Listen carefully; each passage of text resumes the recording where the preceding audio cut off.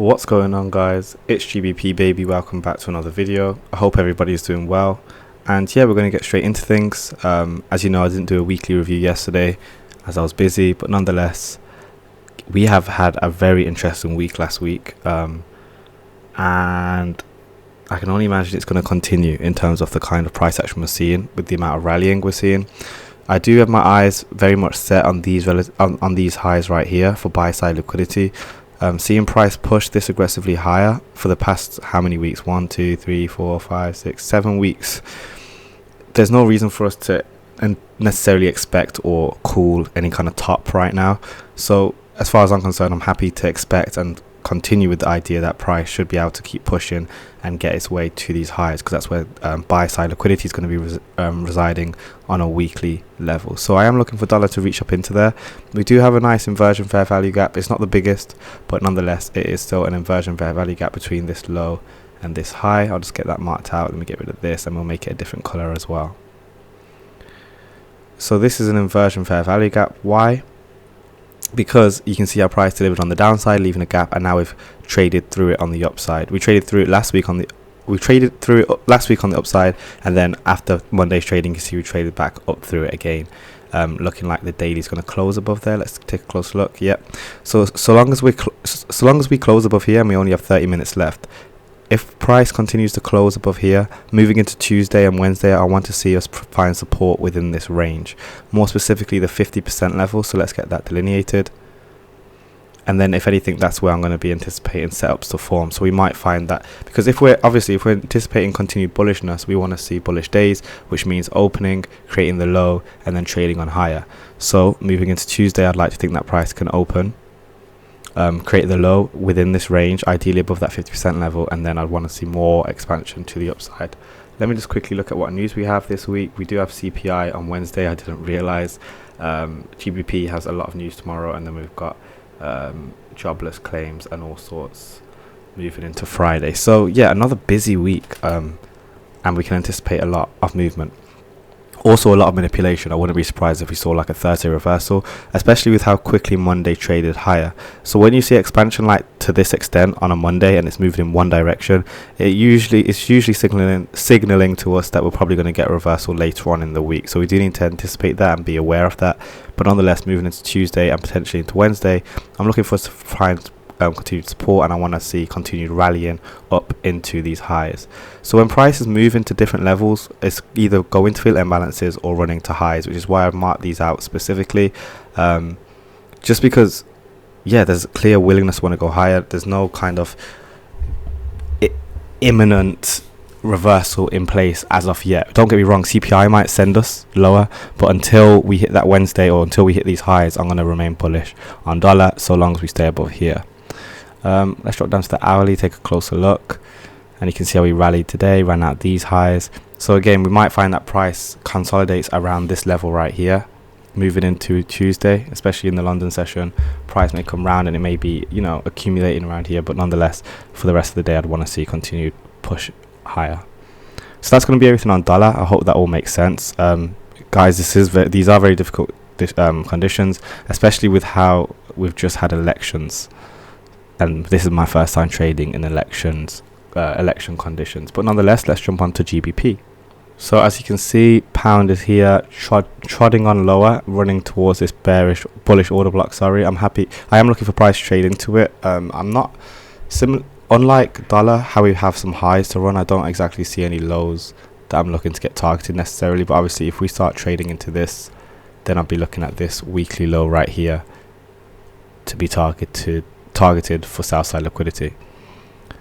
So we'll mark that out like so.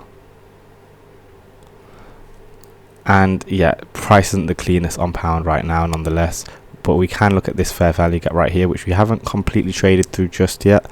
But the 25% level, the fact that we've traded below it, and even with the 50% level, but more so the 25% level, because on the daily we're likely going to close below this, we should look around this level to see if there's any kind of PD arrays that price may want to trade to, potentially in the new day that price may want to find resistance at, to then send it lower in line with dollar trading on higher. Remember, I'm expecting low prices until Wednesday, so do stick around for tomorrow's video, purely because a lot could change. And if we haven't yet taken out these lows, or dollar hasn't traded into those highs I was talking about, then I'd expect CPI to want to wipe that for us. But nonetheless, let's go to the daily and you'll see what I mean. So we've closed lower, below that 25% level, which is also 50% of the daily. Very interesting, isn't it? So any kind of rallying that we see on pound moving into tomorrow, and there is high impact news on pound tomorrow, I am going to be looking for shorting opportunities. This is now a bearish order block, so as soon as we traded through this low, that then permits this to be a bearish order block. So what we can do is we can even draw out this open, and again I'm looking for price to trade into that to give us some potential setups. But let's go to the 4 hour, see what we can find. There's a tiny fair value gap right here. So again, moving into that Asia session and maybe even the London session, any kind of rallying up here, I'd want to look for shorting opportunities.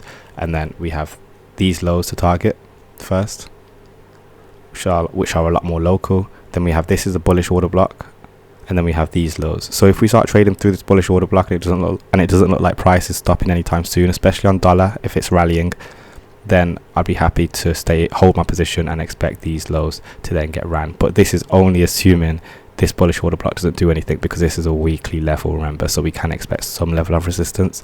We just need to be very careful. But generally speaking, I don't want to see definitely don't want to see price trade back above there, shouldn't need to. And then any kind of rally, and this is where I'm looking. It might not even get up to there, but you know, typically price will do that manipulation phase and then expand. And obviously, like I said, we have some very high impact news that can help us with that. So Asia session should have some nice setups as we run into London at 2 a.m. So that's going to be everything on pound. Let's now finish up on Euro USD. And now you can see euros are much weaker. We'll go to the weekly right here. Euro's not waiting around for nobody. And similarly, I'm looking for lows to get taken. So we have this sell side liquidity here. Now this is quite a close target, generally speaking, on euro. So we do have these lows below here as well. And yeah, euro's just been really smashing it in terms of getting down to that downside. But you can see how we've just taken out relative equal lows below here, sell side liquidity. So similarly, I'm happy for price to retrace back into this range, especially into previous wicks like this.